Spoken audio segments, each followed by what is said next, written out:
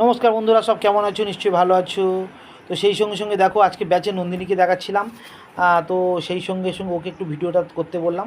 তখন প্রায় অর্ধেক ছবিটা হয়ে গেছে, সেই সঙ্গে ধরেছে, একটু নড়ে নড়ে গেছে। তো তোমরা দেখো, ভালো লাগবে।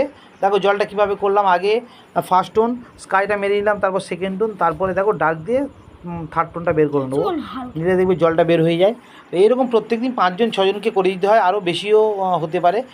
আর আমি ওই ড্রয়িং ফয়িং করার মতো সময় থাকে না, ডাইরেক্ট রং দিয়েই করি। আর একটু সমস্যাও হতে পারে এই জন্যে। তো তোমরা দেখো, যারা যারা নতুন ওয়াটার কালার শিখছো তাদের অবশ্যই উপকারে আসবে। পাড়গুলো দেখো, প্রত্যেকটা পাড়ে মিডিল টোন একটা মারা আছে, না মারলে কিন্তু পাড়ের ব্যালেন্স আসে না। তা তোমরাও এইভাবে করবে, করলে দেখবে ভালো লাগবে।